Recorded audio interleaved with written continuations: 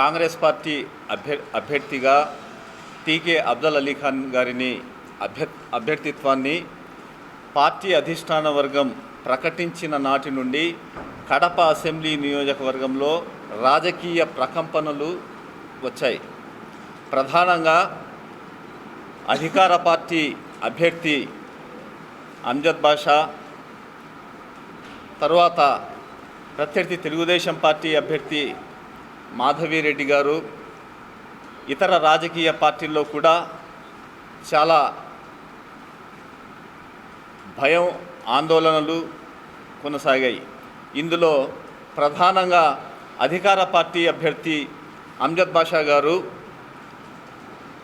ప్రజల నుండి తీవ్ర వ్యతిరేకత ఎదుర్కొంటున్నారు.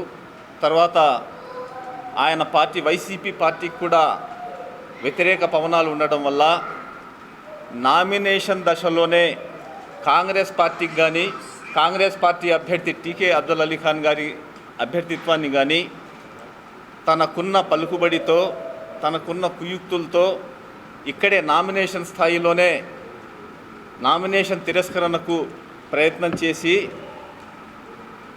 పోటీ నుండి తొలగించగలిగితే తాను బతుకు జీవుడా అంటూ బయటపడతానని భావించి కేవలం చిల్లర విమర్శలతో, నిరాధార ఆరోపణలతో ఆస్తి పన్ను కట్టలేదని, నామినేషన్ పత్రాల్లో సరిగా పూరించలేదని, ఇలా కేవలం సిల్లీ థింగ్స్ను ఆరోపణలు చేసి అటు ఎన్నికల అధికారుల కాలాన్ని, ఇటు మా ప్రచార సమయాన్ని కూడా కాలయాపన చేశారు, హరించారు.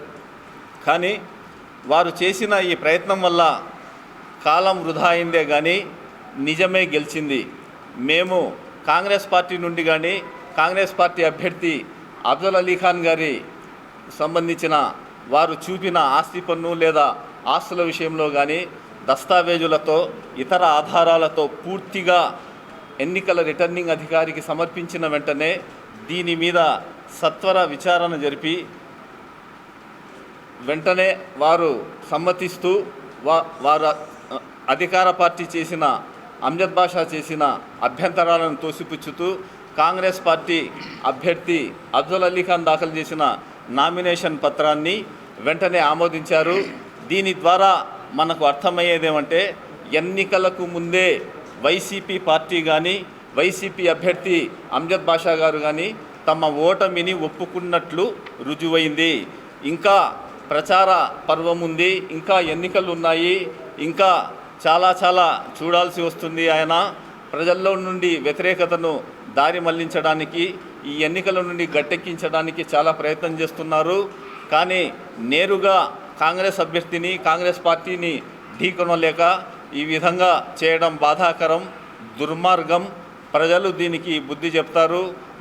కడప ఎంపీగా షర్మిలారెడ్డి గారు, కడప ఎమ్మెల్యేగా అబ్దుల్ అలీ ఖాన్ గారు తప్పక విజయ ఢంకా మోగిస్తారని, ప్రజలు తప్పకుండా గెలిపిస్తారని మేము ఆశిస్తున్నాం.